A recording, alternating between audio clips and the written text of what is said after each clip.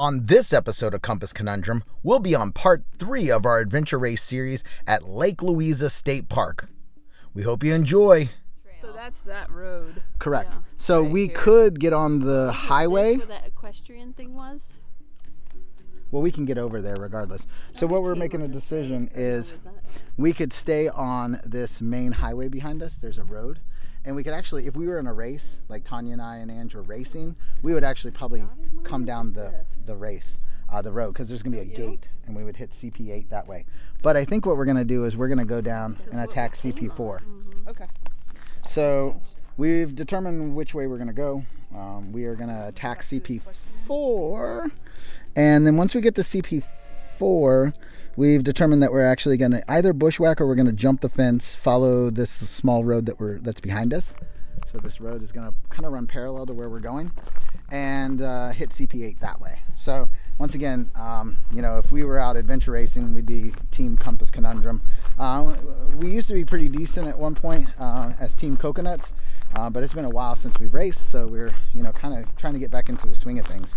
So we're gonna make some decisions and see if we can find CP4. All right, from CP2, we're gonna come back down the road we came on. There was an equestrian section, and we believe we can pick up that trail that we're looking for on this map. So we're gonna attack. So we're gonna do a quick distance and figure that out. So if you missed part 2 of this series, make sure you click that link above. But in part 2, we attacked CP2 and CP1. CP2 being the campsite that we had a hard time finding, and CP1 being the state park entrance that we didn't know existed. So this part 3 starts where we left off. So if you want to check that out, make sure you click that button above. All right, so what I determined is I did a quick measurement on the map, and I counted paces. So that walk that we just saw, I counted out about somewhere between 400 and 500 paces is what I was gonna need to kind of get us to what we think is gonna be our trail marker. And it puts us right here. So there's an equestrian section, but it looks like there's gonna be a hiking trail, which is looks like it runs parallel, kind of south bound, which we can check with our compass, and we believe that this trail will probably take us to CP4, which is what we're looking for. So all right, so what we've determined is I measured from CP1 to where you see the first arrow where it says 0.5. That distance from CP1 to that arrow was about 400 to 500 steps is what I figured. And now we found this trail, and we're going to stay on this red trail. It's going to run parallel with the road out there, and we're going to hit CP4. And that should be roughly right at 2 kilometers. So if I was counting by foot, counting my footsteps, I got to count 2,000 steps. So that should be fun. That's one way to do it. Or we can use our watches to also get mileage. So, yeah, so we're going to follow this trail down and attack CP4. So once I get up to basically get to this trail, I'll start counting, and that's a lot of counting. I keep track on my fingers and then make a fist, then that lets me know I've gotten through 500, so, and it just kind of work that way when I'm counting steps out. So if you're not sure, this is what we call a ROYO, or a race on your own during the pandemic.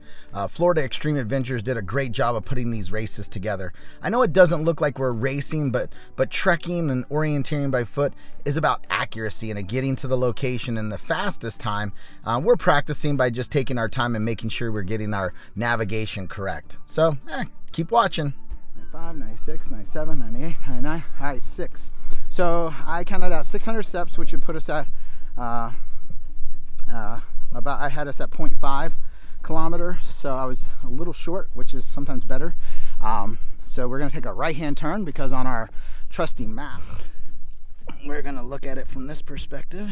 And so we get to here on the map, and we're going to make a right, and we're going to follow this down. So now we got about a kilometer before we get to a left-hand turn, and then after that kilometer So I'll count 1,000 steps. Once I get to 1,000 steps, I'll reset and do about another 0.5. So we're about 1.5 until we get to CP4. So far so good. My counts and my pace are on point, and we are gonna follow this Bronson loop, it looks like, but we're not going the full distance.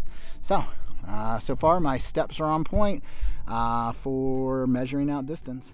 Like I shared before, navigation with orienteering, map, and compass is about accuracy, not always about speed. If you get lost, it cuts away in your time. So we don't always run. Sometimes we walk, sometimes we jog, and sometimes we do run if we're racing hard. All right, 600. I just crossed over 600.6 kilometers. We're trying to get to 1, and we should, somewhere around 1,000 steps, I should have a left-hand turn. After that, I'll go another 0.5 kilometers to find the flagpole, because that's CP number 4. So got to keep track. And so I've got a fist and 1 thumb up letting me know I've got 600 kilometers marked, or 0.6. Want to learn more about adventure racing in general? I've posted a video above of AR 101. It's a great video to get you introduced to adventure racing.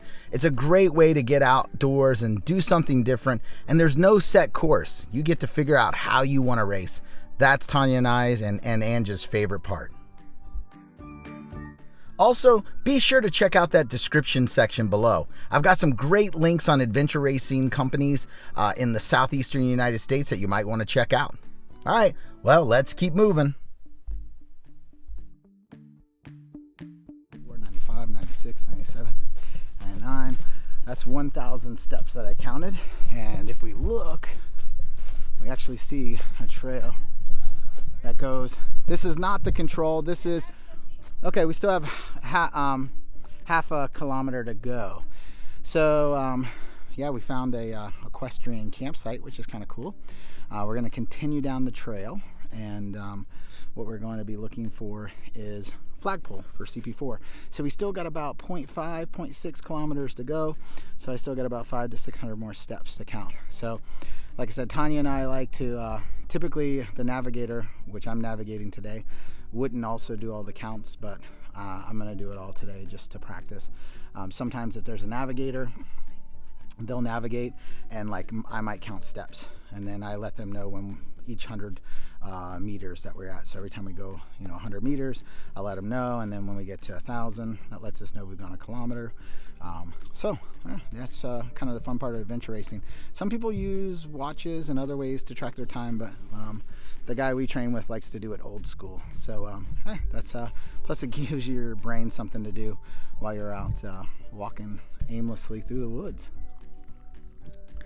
Also, when adventure racing, another little, once again, handrails. So handrails will be, there's a forest road or some kind of, road.